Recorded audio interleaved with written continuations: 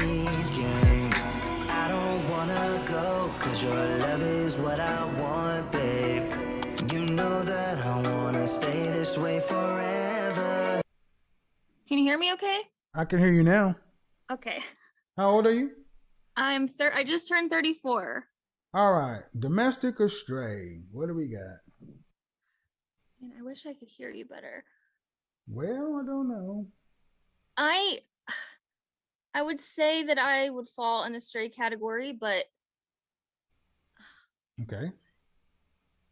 Are you having problems with the audio? yes. Now I All right. can't see you. I live way out in the country where I don't have like any signal, but All right. um So what else do you fall into a stray category? Are you married? I am engaged. Okay. My fiance told me about you, and I've been watching your videos for about 2 weeks. I really like them.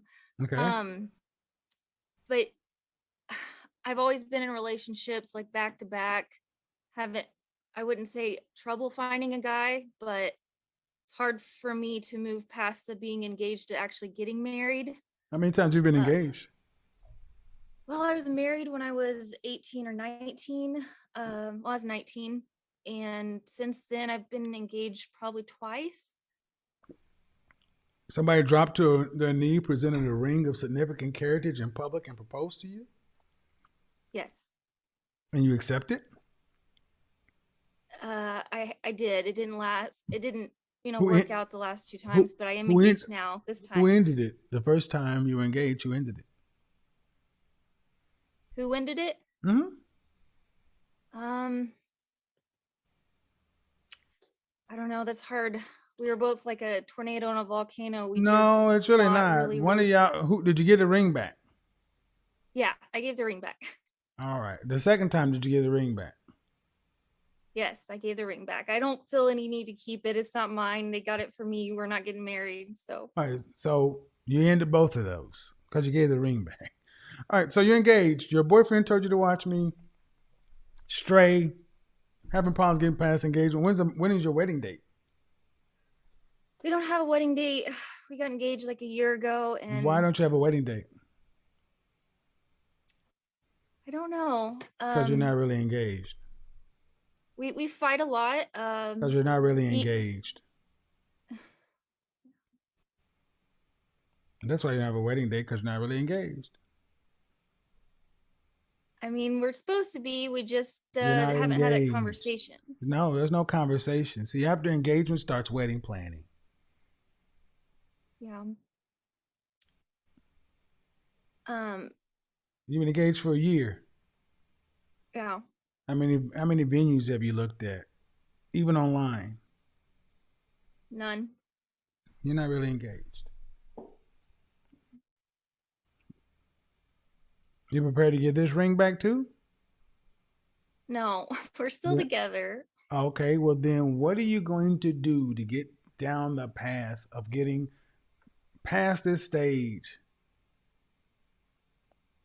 I'm going to have the hard That's what I'm conversations, Kevin.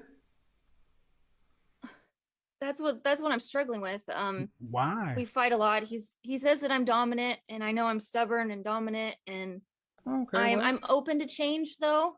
But by the way well, you describe being a stray, I kind of agree and kind of don't agree. I would say like one of you're, my you're pictures on dominant about Instagram. what? You're dominant about what? Let's back up. You're 30. How old? 34. Any children? No. You have a degree? No. I went to college but All right. So didn't what do you finish. do? So what's your profession? I work in behavioral health, a community support specialist, so like a caseworker. So administrative kind of stuff? It's more so like social work. Okay.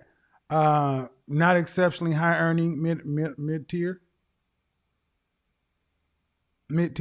middle income. No, just like middle class. All Yeah. right. So where do you get off being dominating as a high school graduate with a middle class job? Personally, I think I've lived with my dad my whole life. My dad's in a wheelchair. I've taken care of him alone since I was 6, kind of having to tell him what to do, how to take care of Are himself. you still doing that now? Yeah, I still take care of him. He lives right by me now. All right. I don't know. I've kind of just been on my own, took care of myself, always had But a job. but ma'am, Um, you've always had a provided for job. You've had to work. I get it. But you've been engaged, what, going on 4 times now? 3 times? yeah, This is the third time? third And time. you've been married once. What happens if this doesn't work out? Um, go back to being single and living alone. I mean, I already do live alone. I'm trying to work on myself, trying to work on what I can do to make a step forward, to How be a good about how wife. about be, how about be cooperative and appreciative that somebody is willing to deal with you? Yeah. Ma'am, you're 34 years old. You have run smack dab through the wall. You don't have any more. You don't have any more lives left on the machine. This one doesn't work. You are all the way in no man's land, on the verge of 36 to 60, no children, and a history of not being able to cooperate and finish. That's what you're basically saying. Yeah. All right. If now I don't it doesn't matter, but were you raised Christian? It doesn't matter one way or another. Either you were or you weren't. I was. Yeah, I was. All right.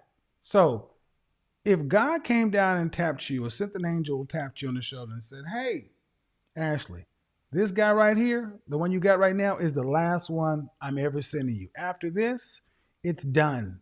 You'll get no more for the rest of your life."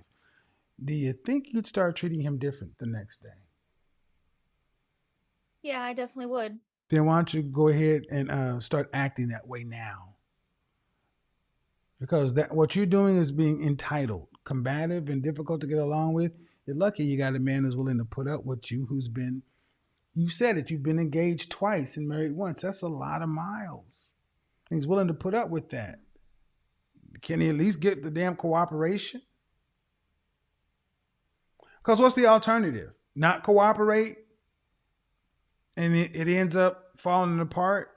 You want to be back on the dating scene entering your Not 40s? really. We're just both really stubborn, and I'm like, Yeah, but let's do his this, and he's like, let's do this. It's hard for me to be submissive. I need to learn how. I don't know how to be submissive at all. okay. I'm just realizing that. Well, are you submissive in the bedroom? Are you on top? No, I'm usually on bottom. Okay. Well, go out. Are you in the United States? Yeah, I live in Missouri, way out in the Oh country. Jesus. Oh, that's there you go. Thank you.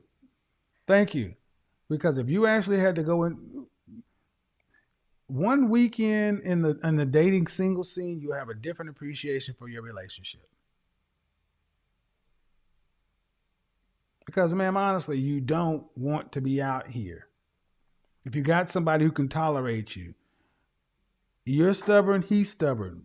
But if you guys lived together and there was a bump in the night, who would have to get up to go check it out? He would. Right. So he would have to be willing to die for you. You just got to listen to him.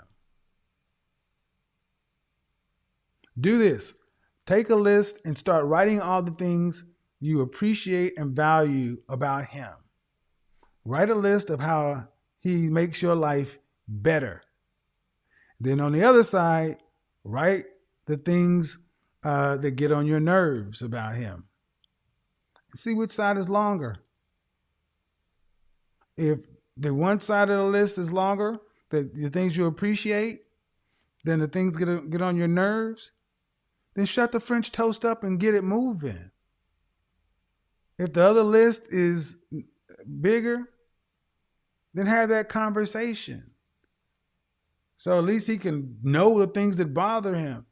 But oftentimes in this country, especially first world countries, you ladies make mountains out of molehills, really not real issues. They're just personality quirks and issues. He's not, is he cheating on you? No, He's not cheating on me. Is he I bringing did out? see Has he some brought? stuff on Has he his. brought? Has he got anybody pregnant? No, we don't have any kids. No. Does he? Has he gotten anybody pregnant? No. So he has no kids. Has he No, brought you he's any kind of not that I STD? know of. What? Has he brought you any kind of STD? No. Then you're winning. Write the list. Be thankful. Draw him a bath. Make him a sandwich, and then drop to your knees. Okay. Okay. Woman, I'll get work back on in that. here and make me a sandwich. Yeah. Yep. Go have lots of sex and appreciate the man you have because you don't want to be out here. Did I not make myself clear? Have a good night now. All right. Thank you. Bye.